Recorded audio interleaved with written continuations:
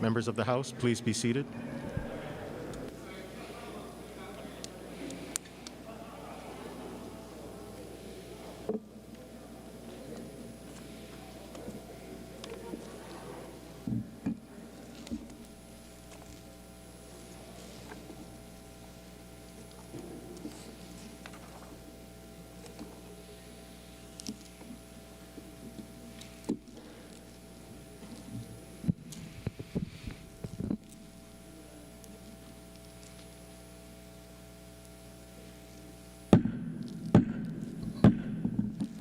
Will the House come to order? Mr. Clerk. Aloha and good morning. Today's invocation will be delivered by Representative Jean Ward. Will the members who wish to participate please rise? Please be seated for now. Surprise, everyone. It's an honor to give the closing invocation to this august body. But generally, this has been a time for commentary and then invocation, so I want to say a couple of things. First of all, we made it through the pandemic. The CDC gave us on and off kind of, hopefully, progressive understanding of how we're going to get this pandemic behind us, and as I always say, throwing it on the ash heap of history. But in the process, it's been a little bit confusing, and I'll tell you one of the things that was confusing just this morning is that I had asked Pastor Atama. Some of you who have been in the fellowship know Pastor Atama. But the unspoken or spoken or written, which I didn't understand, was actually to where only reps can give the invocation.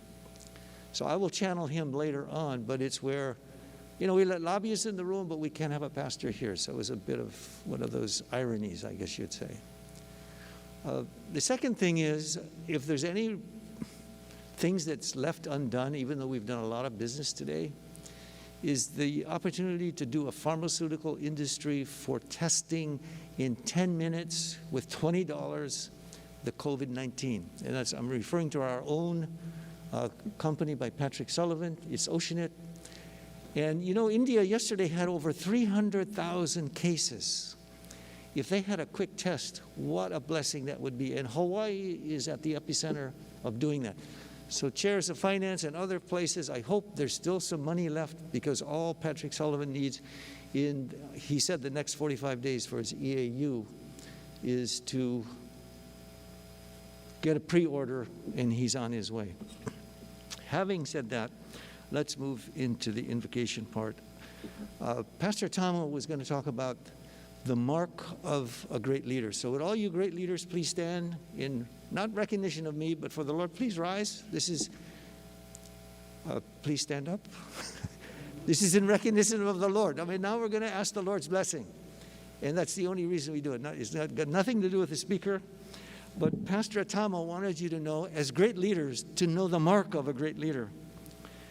The first thing was to know that you are problem solvers. This is from the book of Nehemiah. He saw the walls of Jerusalem torn down. You guys see the problems in your district, and you do something about it. So being problem solvers is Nehemiah. And then face the realities. You have to not only just say, hey, here's the problem. You do like many of you do, you kick into action. Nehemiah got the workers together like you get volunteers together. And then lastly, and probably most importantly before I pray, is that he asked for the authorities to help him, and then he asked God to bless him and protect him. So let's bow our head, and I will ask the Lord to, Lord, make us Nehemiahs, make us aware of the difficulties in our districts. Give us the realistic determination to turn them into action, not just rhetoric, and to take the responsibilities to get the authorities' position. But Father God, that you would bless the work of our hands and the solving of these problems for the people of Hawaii. Lord, we've attempted to do that in this session. Forgive us for any omission or commissions, and bless the governor and the lieutenant governor, the Speaker of the House and the President of the Senate, and all the chairs here and all the people as they go back to their district after today, that we have done the job of the people. And Lord, give us the energy, the creativity, and the inspiration to come back in 2022 to do the unfinished business, but do the creative, innovative business for the working for the people of Hawaii, to make Hawaii a better place, and Lord, to bring to fruition all the blessings that you've given us. And we ask this all in Jesus' name. And everyone said, amen and amen.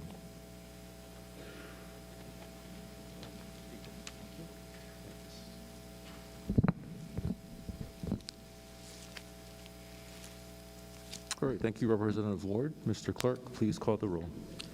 Mr. Aquino, Ms. Bellotti, Mr. Bronco, Mr. Cullen, Ms. DeCoit, Ms. Eli, Mr. Gonadin, Mr. Gates, Ms. Har, Present. Mr. Hashem, Mr. Hashimoto, Mr. Holt, Ms. Ichiyama, Mr. Iligan, Mr. Johansson, Ms. Capella, Ms. Kitagawa, Mr. Bertrand Kobayashi, Mr. Dale Kobayashi, Mr. Kong, Mr. Lopresti, Ms. Lowen, Ms. Luke, Ms. Martin, Mr. Matayoshi, Ms. Matsumoto, Mr. McDermott, Excused.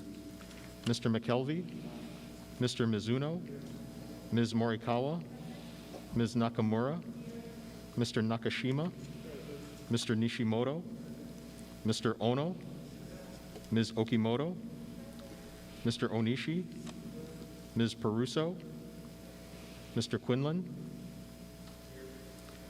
Mr. Sayama, Mr. Takayama, Mr. Takumi, Mr. Tam, Mr. Tarnas, Mr. Todd, Mr. Tokioka, Mr. Ward, Ms. Wildberger, Mr. Woodson, Mr. Yamane, Mr. Yamashita, Mr. Speaker. Present. Mr. Speaker, 50 members are present, 1 is excused. Item 2, reading of the journal, Representative Morikawa. Mr. Speaker, I move we dispense with the reading of the journal of the 40th through the 50th days and approve the same as though read throughout. Representative Matsumoto. Mr. Speaker, I second the motion. All right, so it's been moved and seconded that journal days 40 through 50 be approved. Is there any discussion? If not, all those in favor say aye. All opposed say no. The motion is carried. Item 3, Mr. Clerk, are there any messages from the governor? Yes, Mr. Speaker, we are in receipt of message number 10, informing the legislature of a transfer in general funds from the Department of Human Services to the Department of Transportation to facilitate property storage and debris removal services on state lands affected by homeless encampments. May this matter be received and filed. So ordered. Item 4, Mr. Clerk, are there any Senate communications? Yes, Mr. Speaker, if you and the members will turn your attention to the addendum to today's order of the day. We are in receipt of a communication informing the House that the Senate has reconsidered and disagreeing to amendments proposed by the House, has moved to agree, and has passed Senate Bill number 506, Senate Draft 2, House Draft 2 on final reading. We are in further receipt of communications informing the House that the noted House and Senate bills passed final reading in the Senate. Finally, we are in further receipt of communications informing the House that the Senate has reconsidered action in disagreeing to the amendments proposed by the House, has moved to agree, and adopted the noted Senate concurrent resolutions. All right, members, we'll be taking a recess subject to the call of the chair. Recess. Majority members caucus.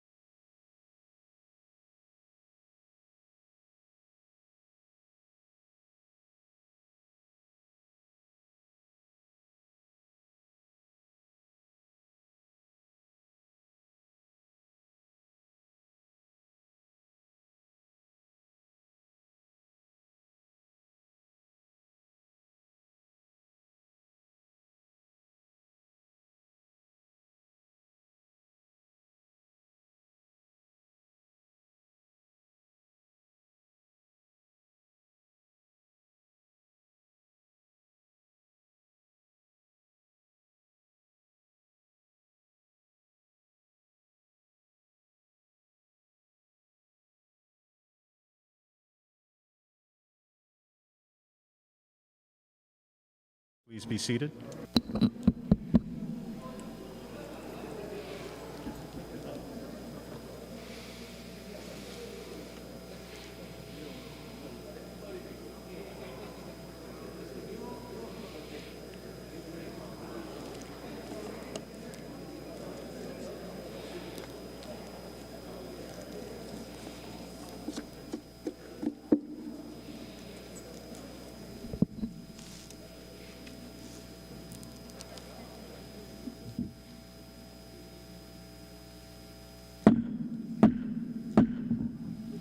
With us come to order, members, we're on item 5, unfinished business. For the motion to suspend, Representative Morikawa. Mr. Speaker, I move to suspend the rules of the House in order to consider certain House bills for final reading by consent calendar. Representative Matsumoto. Mr. Speaker, I second the motion. All those in favor say aye. All opposed say no. The motion is carried. For the motion to pass final reading, Representative Bellotti. Mr. Speaker, I move to adopt Conference Committee Report Number 185 and that the House bills listed on pages 1 and 2 as amended pass final reading. Representative Morikawa. Mr. Speaker, I second the motion. All right, is there any discussion, members, beginning with CCR number 185 on page 1? Any discussion? Representative Yamane. Thank you, Mr. Speaker. Standing in support. Please proceed. Mr. Speaker, I'm glad to be here today to talk on this measure. When you assigned me the chair of this committee, I met with the chair of finance and we went over specific issues on what we would like to accomplish. After leaving her office, Mr. Speaker, I was like, my gosh, this is what she wants delivered this year. But I'm happy to say we were able to deliver this measure before you, which will transfer the Oahu EMS system to the County of Honolulu. Mr. Speaker, this transfer was worked in negotiations with the mayor's office, as well as council members in the city and county of Honolulu. Mr. Speaker, we were able to solicit the support not only of the governor's office, but as well as my colleagues across in the Senate chamber, specifically Chair Jared Keho'okolole, who sat across me and also worked diligently on bringing everybody to the table. Mr. Speaker, the measure before you, which has been tried before, has all these stakeholders in support. Mr. Speaker, when I was volunteering to give vaccinations to our first responders, all those EMS personnel, while they waited in line, I would ask them what their position would be on this new opportunity. And all of them said they're looking forward to now working together as a first responder team on equal footing, as EMS with fire and with HPD. So, Mr. Speaker, I took that charge, and with the support of your finance chair, and I appreciate her standing with me during the process, we began negotiations. So, Mr. Speaker, what you have before you today is a multi-million-dollar process in which we will transform the EMS system throughout the County of Honolulu. Mr. Speaker, this will not only address future governmental spending, but it'll also retransform and give our paramedics more options, not only professionally, but also fiscally. So, Mr. Speaker, on behalf of myself and my committee, and my chairs, co-chairs that supported, like Chair Luke, which I appreciate your leadership, Chair Onishi from Labor, and others, I am very proud today to offer this measure before you for approval. Thank you. Mic drop. Okay, is there further discussion? Representative Luke. Thank you. Thank you, Mr. Speaker, in strong support. Please proceed. I would like to thank the Health Chair for his work on this bill that has been an issue for many, many years. And in spite of the pandemic year and us having to deal with many of the COVID issues, it is pretty historic that we are able to pass this bill today. So my heartfelt gratitude goes out to the Health Chair and also the Senate Health Chair. The issue with the EMS over the years has been that every community needs additional ambulance services, but because of the statewide system, there is a priority ranking that comes into play. So for instance, if for instance Kapolei or the Leeward side need an additional ambulance, That doesn't come into play until we look at the need for all the rest of the state. So many times you wonder, hey, you know what, our area could use another ambulance. But unless it rises to the top of the priority list, many of the counties are not within their power to implement and fund their ambulance unit. And over time, as we struggle to look at, okay, who's next in line to receive a new ambulance, it has been a struggle. And so what this does is it's a pilot project for all the counties to set their own destiny and how they can use ambulance services and best serve the needs of their community. Some might wonder, okay, will this be a revenue loss for the city and county of Honolulu? Actually, it's not. The amount that the state of Hawaii provides city and county of Honolulu is $49 million, around $49 million a year. Because of the formula that was devised by the chair of health, working with the Senate chair of health and the department and the city, over the next 4 years, it's only about a $3 million revenue loss, but that can be supplanted and supported by the type of bills that we have passed just in the last couple of years. So for instance, state of Hawaii is one of the Western states that charges the least amount of money for ambulance services. Other states charge for ambulance services at a much higher rate, which is paid by either Medicaid, Medicare, or health insurance. So in our system, the state and the taxpayers are pretty much paying for many of the ambulance services, where it could be spread out among the healthcare providers and the services that we're already providing.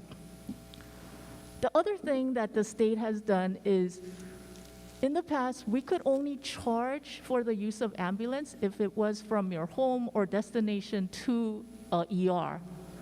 Just in the last few months, thanks to the work of the current health chair and the prior health chair, who is now the vice speaker, and also prior health chair, who is now the majority leader. So as you can see how long this has been an issue.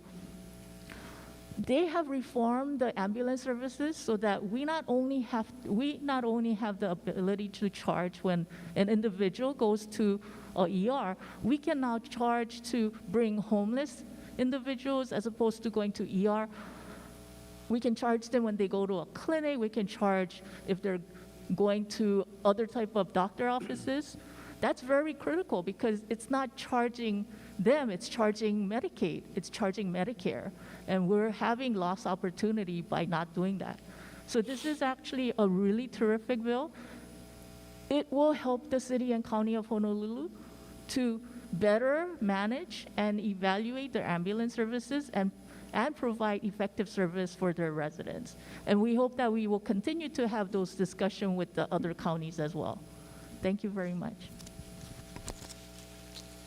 All right, is there further discussion on this measure? If not, on the next page, House Bill 613. Any discussion? Representative Capella, I rise in strong support, Mr. Speaker. please proceed. I would like to thank the chair of the House Education Committee and the chair of the House Finance Committee for their incredibly hard work to make this measure possible. COVID-19 took a very heavy toll on Hawaii's education system and Hawaii's public school system. When the year began, the economic downturn created a projected $400 million budget cut for public education, leaving thousands of teaching positions in danger of being lost and exposing gross inequality in how our learning resources are being allocated. This measure begins to address the educational problems sparked by the financial crisis. To begin, this bill appropriates funding for the teacher shortage differentials for next school year. These modest pay increases for teachers significantly help to resolve the teacher shortages in special education, Hawaiian immersion, and hard-to-fill areas, all of which are massively understaffed in my district and many of ours as well. Additionally, the proposal also provides a one-time $2,200 bonus for all teachers in our state who worked tirelessly to deliver education to our keiki during the pandemic. As we work to find long-term funding to create the professional salaries for our classroom leaders, we should embrace every single opportunity to uplift the financial well-being of the teacher workforce here in our state. This bill also appropriates $70 million for heat abatement. At the current cost of providing air conditioning for our classrooms of about $10,000 per classroom or less, this will be enough to finish the job of cooling our schools. That's something that the legislature began to do when it appropriated $100 million for air conditioning in 2016. So finally, the bill contains $100 million for complex areas and $20 million for underserved students, which will be spent on programs like trauma-informed care and social and emotional wellness. Spent wisely, these funds can allow us to create community schools that elevate our students' academic potential by addressing their exposure to traumatic events and helping them and their families meet their basic needs. Passage of this bill will begin to uplift our schools out of this pandemic. It's also a step forward in delivering the future in which every single child here in our state can reach for the stars. So thank you, Mr. Speaker, and thank you to every single member who made this possible. Okay, is there further discussion? Representative Woodson, Thank you, Speaker, and strong support. please proceed. Thank you, Speaker. This proposal, what we try to do with this proposal is to make sure that we maximize the federal funds that came down. We are greatly appreciative to our congressional delegation, and through this proposal, we're able to do a lot of great things, some of which the Vice Chair mentioned. I also want to say a special mahalo to our Finance Chair. She has been great to work with. She's a great partner, as well as the Education Chair in the Senate and the Ways and Means Chair as well. So with that, I thank you and I ask for favorable consideration. Okay, is there further discussion? If not, we'll be taking the vote. Representative Morikawa. Mr. Speaker, on the measures before us, all majority members vote aye. Representative Matsumoto. Thank you, Mr. Speaker. On the measures before us, all minority members vote aye. Are there any remote votes? If not, have all votes been cast? If so, said measures pass final reading. We're on item 6, introduction of resolutions. Mr. Clerk, are there any resolutions for action? Yes, Mr. Speaker, we have for action House Resolution Number 163 relating to committee assignments of the House of Representatives of the 31st Legislature. This measure is offered by Representative Belatti. Representative Belatti. Mr. Speaker, I move to adopt House Resolution Number 163. Representative Morikawa. Mr. Speaker, I second the motion. Is there any discussion? If not, all those in favor say aye. Mr. Speaker, Oh, sorry. strong support. I just wanted to say thank you for two of the most important issues for Ever Beach are traffic and housing. And when you do a survey for Eva of what the important issues are, it's traffic, traffic, traffic, and I really appreciate the resolution. Thank you. Okay. Is there further discussion? If not, we'll take the vote. All those in favor say aye. All opposed say no. The motion is carried. Mr. Clerk, is there another resolution for action? Yes, Mr. Speaker, we have for action House Resolution Number 164, establishing an investigating committee to follow up on the audits of the Department of Land and Natural Resources Special Land and Development Fund and Agribusiness Development Corporation to examine the recommendations made in those audits and for purposes of improving the operations and management of these state agencies, their funds, and any other matters. This measure is offered by Representative Belatti. Representative Belatti. Mr. Speaker, I move to adopt House Resolution Number 164. Representative Morikawa. Mr. Speaker, I second the motion. All right, is there any discussion? Representative Prusso. In strong support. Please proceed. Mr. Speaker, the issue of ADC has plagued us this session, and I think that it has been an issue even prior to the publication of the audit and the UHERA report. And I am really grateful for this investigative committee that will look into the financial dealings and the lease arrangements that are currently very opaque. My office staff has spent countless hours doing further investigation into the findings of the audit, and I think that this action is really critical to restore public confidence, if not in the legislature, at least in the House. So mahalo. All right, is there further discussion on this measure? If not, we'll take a voice vote. All those in favor say aye. All opposed say no. The motion is carried. Mr. Clerk, is there another resolution for action? Yes, Mr. Speaker, we have for action House Resolution Number 165, authorizing and empowering the Speaker to perform and carry out any official legislative business during the interim between the 2021 and 2022 regular sessions. This measure is offered by Representatives Bellotti and Okimoto. Representative Bellotti. Mr. Speaker, I move to adopt House Resolution Number 165. Representative Okimoto. Mr. Speaker, I second the motion. Is there any discussion? If not, we'll take a voice vote. All those in favor say aye. All opposed say no. The motion is carried. Mr. Clerk, is there another resolution for action? Yes, Mr. Speaker, we have for action House Resolution Number 166, informing the Senate and the Governor that the House of Representatives is ready to adjourn sine die. This resolution is offered by you, Mr. Speaker, and Vice Speaker Mizuno. Representative Bellotti. Mr. Speaker, I move to adopt House Resolution Number 166. Representative Mizuno. Mr. Speaker, I second that motion. Members, is there any discussion? If not, we'll take a voice vote. All those in favor say aye. All opposed say no. The motion is carried. We're on item 7. Members, are there any announcements? Mr. Speaker, Representative Luke. may I request a short recess? Yes, recess subject to call of the chair. Recess.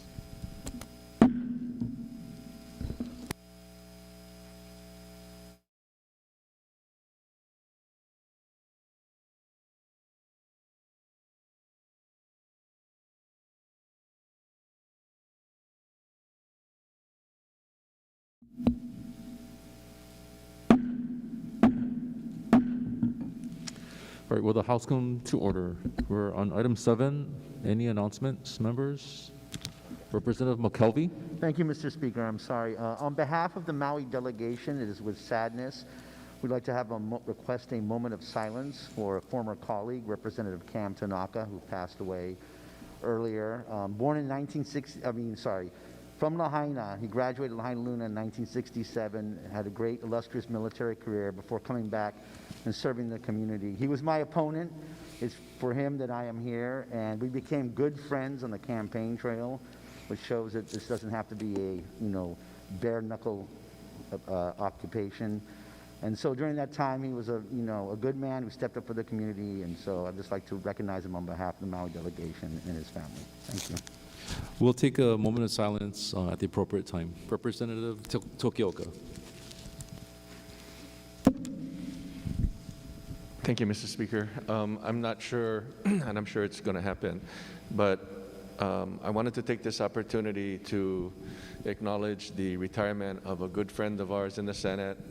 I've known the senator from Hana when we got elected on the county council at the same time in 1996. That ages myself because I know some of you in this body weren't even born yet. But, the senator from Hana and I got to work together on HSAC, NACO, NCSL, and certainly House and Senate bills. And I know he's going to be missed fondly by many of us in here. And, I just wanted to take this opportunity to tell him how much I appreciated his work with all of us, his work for Hana, his district, and all of the state of Hawaii. So thank you very much for this opportunity, Speaker. Representative Coit. Thank you, Mr. Speaker. I would also like to take the opportunity to send a huge shout out to Senator English as he is retiring today from the Senate. He and I have had the opportunity to work side by side, whether we were agreeing or disagreeing on many issues. He has done a lot for the district and for the county of Maui as well as the state of Hawaii. While many have found it challenging as he leaves and vacates his seat, I wish him well. I ask that we keep him in his prayers. I think that his announcement of him moving on and to care for his health really brought meaning behind COVID, as many have now stepped up, realizing the realization that COVID has a long-term effect. I ask that people seriously consider the COVID shot, the vaccine shot, and it has brought much light to many of us. I wish him well.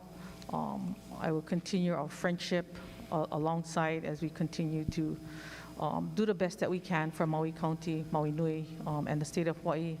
And as we move forward, I will continue to do the best that I can. I have accepted his request to also follow suit and support as best as I can. So mahalo, Speaker. Thank you. Representative Holt. Thank you, Mr. Speaker. I also would like to wish my best to Senator English. Before I was elected, I worked in the Senate for many years, and my first job was to follow hearings as a Ways and Means Bills analyst, and the Transportation Committee and Senator English was one of my assignments, and I learned so much watching him and how he handled himself, and also being one of the few Hawaiian legislators, always looking up to him and how he dealt with these tough situations. So he will be sorely missed, and Ohiho, Senator. Representative Ward. Speaker, a note of omission in my invocation today was to call upon all the Nehemiahs to pray for Senator English, because that is a very immediate thing, and we wish him well to be back healthy and strong, even though not in the Senate. So Nehemiahs, please pray for Senator English. Thank you, Speaker. Representative Onishi. Thank you, Speaker. I also would like to make a shout out to Senator English. More recently, I was working with him as the House representative on the FESPAC committee, and you know, we had some very trying times when I got on the committee, and Senator English's leadership and support really allowed us to be prepared prior to the pandemic for hosting FESPAC in Hawaii. And you know, it was really important for me and for him, I think, to show that the legislature's leadership in organizing a multinational event in Hawaii was possible. And he did a great job, and I appreciate all the work that he did. Thank you. Representative Ilagan. Mr. Speaker, I just want to say, I know there's a lot of bad news, but I just want to share with you some good news. Yesterday, the representative of Kailua celebrated his birthday, and I want to wish him a very happy birthday and many blessings going into the interim. So, Mr. Speaker, I want to ask this body a round of applause for him. Thank you.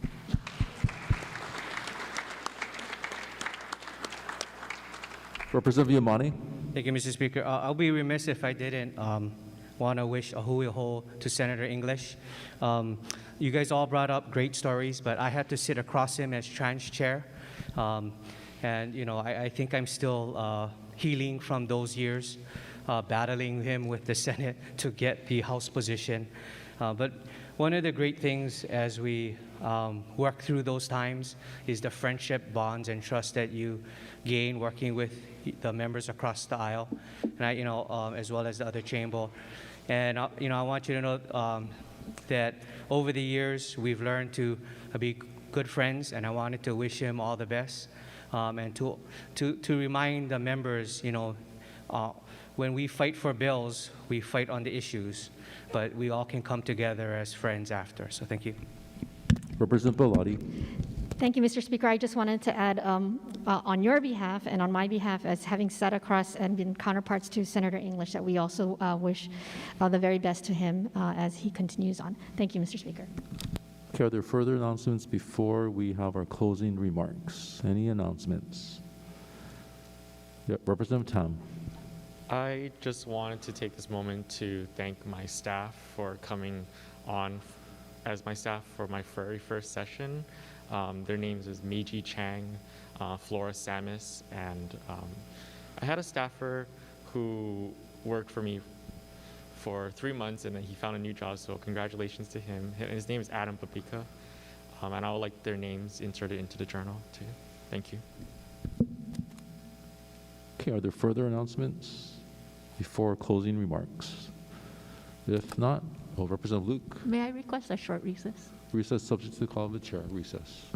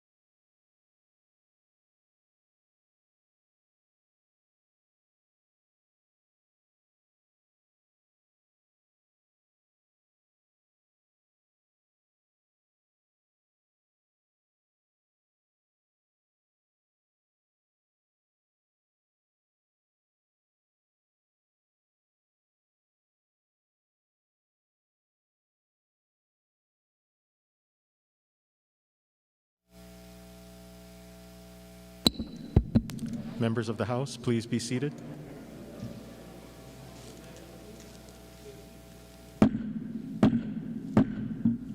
Will the House come to order? Members, we're still on item 7. We have closing remarks. First from the Majority Leader. Thank you, Mr. Speaker. In preparing my remarks today, I found myself focusing on gratitude. Gratitude for all the hardworking staff members in this building and in our offices who came along with us on this shortened 55-day roller coaster ride of a legislative session during a global pandemic. I cannot thank enough the staff in our legislative offices who stood up a virtual remote testimony system that allowed residents from across our island chain to participate in the democratic process. I cannot thank enough the Sergeant-at-Arms staff who have kept our environments healthy and safe so that we could carry on the essential business of governing and crafting laws and policies to carry us through this pandemic. I cannot thank enough the drafting agencies who worked tirelessly to help us write over 3,000 bills, of which a little over 200 will now reach the governor's desk. I cannot thank enough each of our own legislative permanent and session staff members in our offices who have pulled late nights, learned to work remotely, came back earlier than other businesses in January and February, and dealt with all 51 of our idiosyncrasies and egos to do the work needed for Hawaii. Members, if you'd like to, please, can we rise for a standing ovation for the members of our staff offices, for the Sergeant of Arms, and for our individual offices for all the work they have done for the people of Hawaii.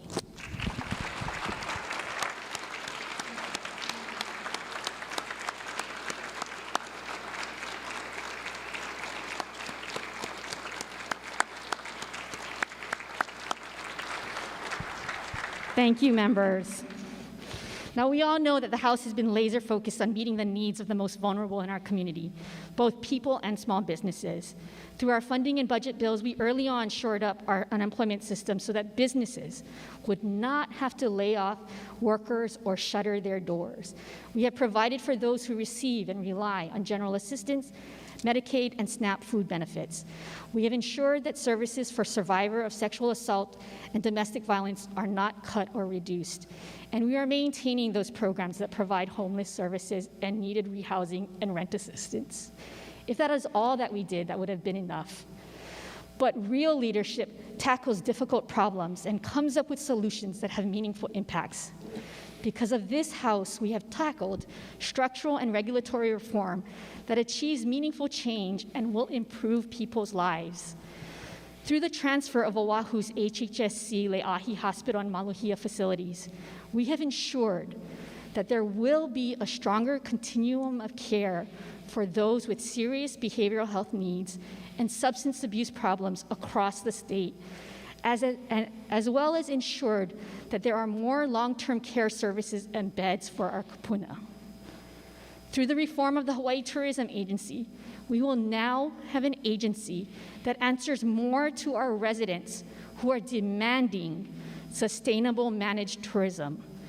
By reducing HTA's budget from $79 to $60 million, we are ensuring more accountability and transparency to their work. By transferring the research arm of the HTA to the Department of Economic and Business Development and Tourism, no longer will HTA simply be the spending and marketing arm of the tourism industry. Instead, we will now have two agencies that are more responsive to the needs and concerns of Hawaii's residents. Finally, not only have we reinvested in Hawaii's antiquated unemployment insurance computer system to upgrade and modernize its processes, we have continued to maintain throughout this pandemic the maximum state benefits for those unemployed that is the 7th highest weekly benefit in the nation. In addition to these bills resolving decades-long problems, and in wrapping up my remarks, I found myself thinking about these last two questions yesterday. What will Hawaii look like 50 years from now because of the government reform and restructuring bills we passed in this legislative session? How will our lives be different because of the policy decisions we made in 2021?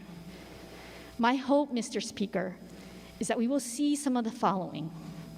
Healthy keiki in our public schools who have had access to early learning opportunities with high-quality teachers in schools that offer pathways to early college and high-paying jobs in diverse industries such as healthcare, creative media, science, technology, and yes, even aerospace development and astronomy.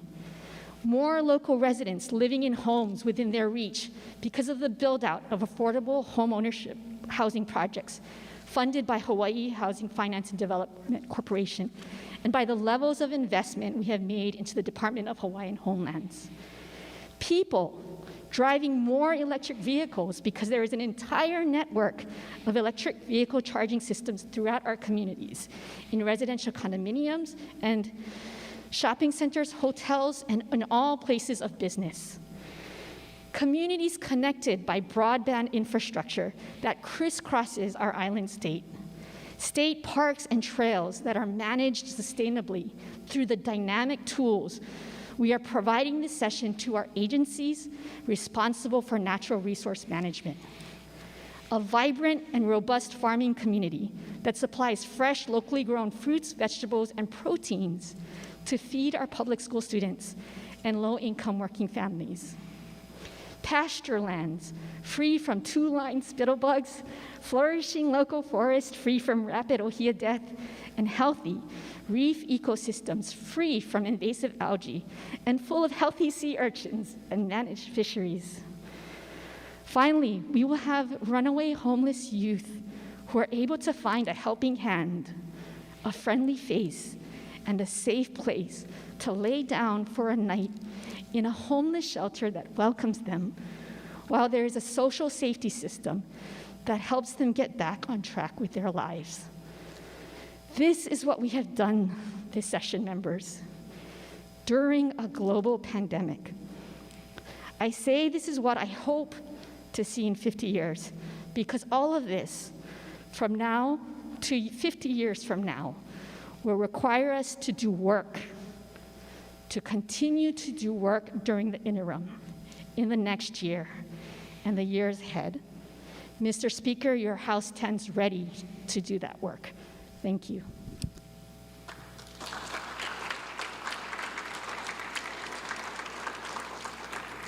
Thank you, Majority Leader. Next is Minority Leader, Representative Okimoto. Thank you, Mr. Speaker. He po'i na kai ko'o a'ohe, hina pukoa. Though the sea be deep and rough, the coral rock remains standing. Said of one who remains calm in the face of difficulty, there were many challenges this session, but through it all, this body remained calm and stalwart in its duties to the state. Friends and colleagues, nearly 2 years ago, I sat on this House floor with many of you as a freshman legislator who had just completed her first session in office. When I look back on that freshman legislator, I realized just how much I have learned and grown. While no one is probably more surprised to see me standing here giving this speech than I am, I truly am grateful for all who have helped me navigate through this political world on both sides of the aisle. When I thought about what I wanted to impart on this body today, the prevalent thought that came to my mind was, we are better united than divided. The easy route in life will always be to find reasons to be divided. However, I firmly believe that despite our partisan labels, factions, and policy disagreements we have with one another, our shared love for Hawaii continues to grow to guide us and bring us together to find the best solutions for the people we represent. COVID has shown how fragile life can be. As we see on the mainland, there is a growing tidal wave of division swelling, rhetoric that seeks to separate us rather than unite us, a rhetoric that our men and women in uniform are separate from our communities instead of an integral part of it, a rhetoric that makes us more pessimistic than optimistic. Mr. Speaker, I'm confident that this pursuit of division will not reach our shores, because this is Hawaii. We have something that many other states do not, our love and support of our sense of community. While others draw lines in the sand, we sow seeds of aloha and break bread with our neighbors. We cherish and protect the teachings of our kupuna and pass them on to our keiki, and we grow stronger for it. The Aloha spirit grows stronger for it, and we can be the standard of unity and the example for the rest of our brothers and sisters. Although this session is coming to a close, our work in our communities is just the beginning. Some of our children are still being left out of classrooms. Families are still looking for work, and our businesses are still fighting their way out of financial hardships that have shuttered so many doors. While the path to recovery may sound daunting, there is hope because this body stands united to a common cause. Mr. Speaker, I would like to take this time to thank my colleagues in the Minority Caucus and their staff. Representatives Matsumoto and McDermott, who despite having experienced devastating losses in your families, continue to show up and represent your communities to the best of your abilities.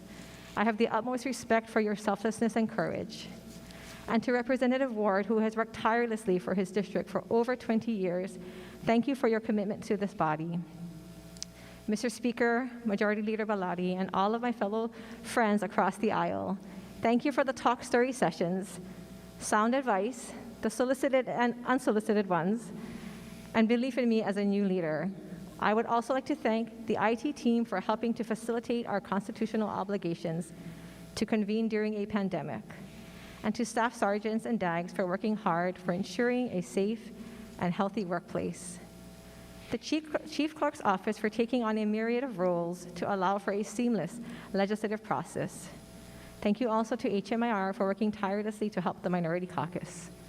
And last but definitely not least, thank you to my family and my office ohana, Eric, Jamie, Kaeo, Jacqueline, and Eunice, who have worked diligently and selflessly to ensure that I can be the best legislator possible.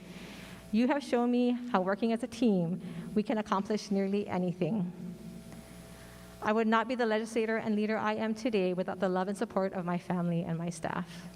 To close, Mr. Speaker, 20 years from now, when I look back on this session, I believe I will see this as one of the most challenging and rewarding chapters of my life. With each great form of adversity came great lessons and a perseverance to further overcome the challenges ahead. Just as the phoenix rises from the ashes, Mr. Speaker, we too will rise from the challenges COVID-19 has put before us. Mahalo.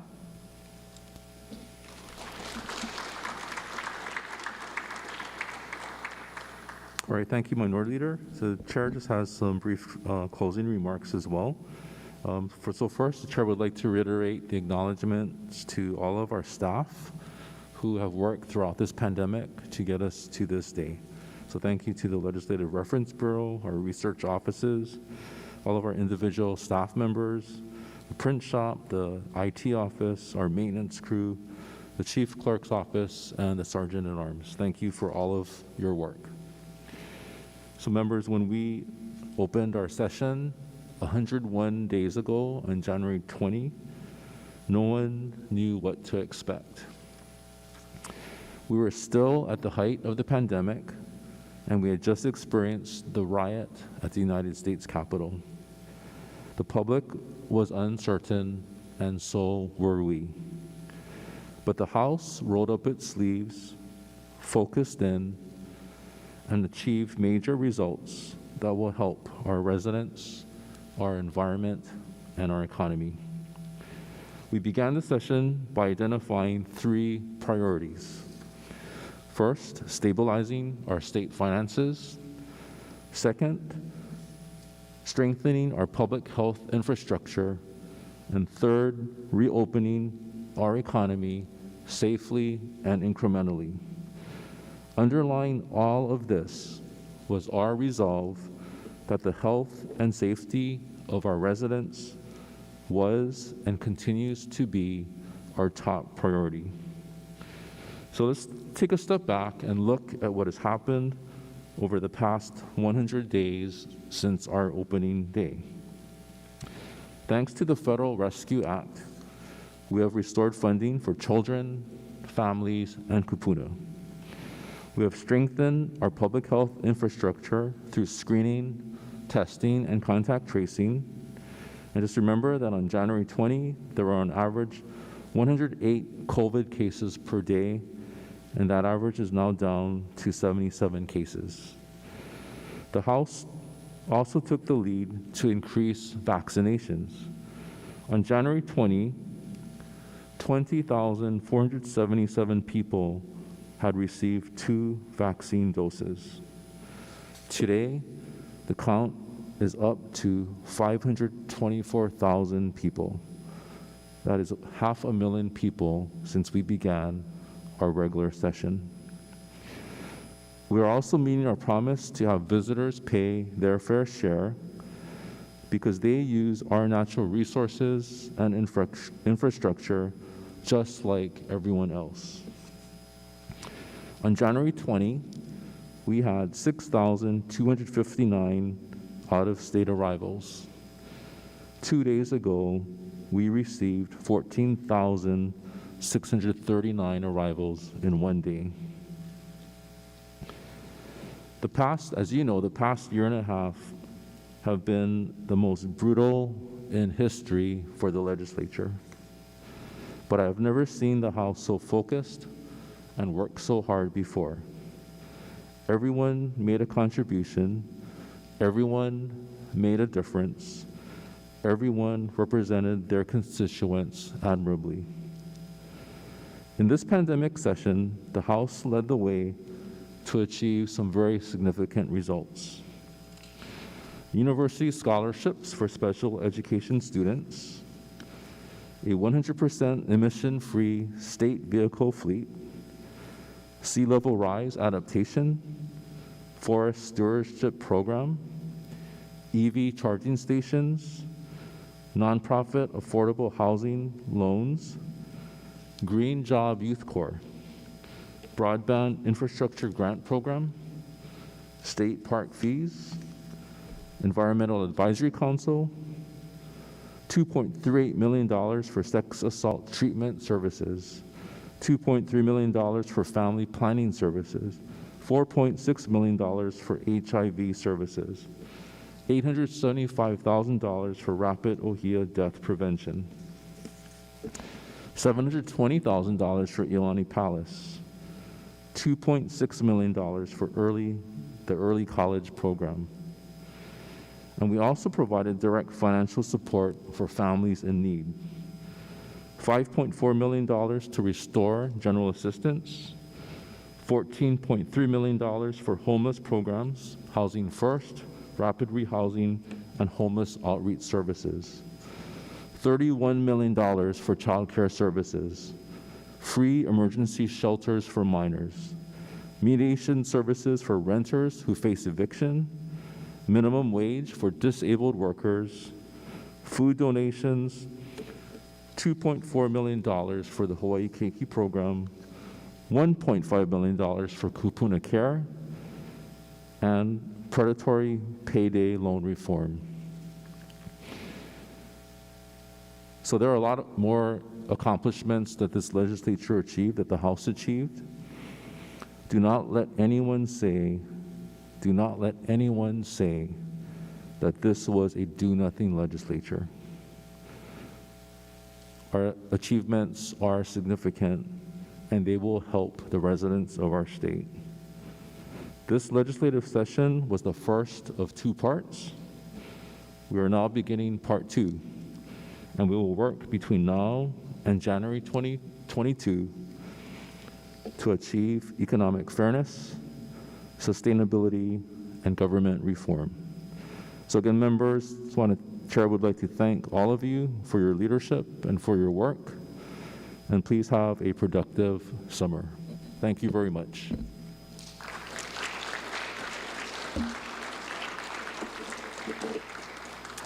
And with that, for the motion to adjourn, Representative Bellotti.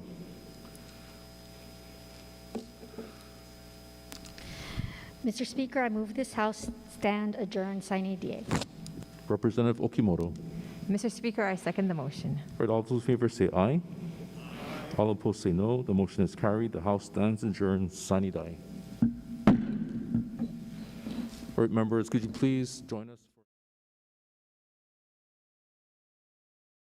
Former Representative Cam Tanaka.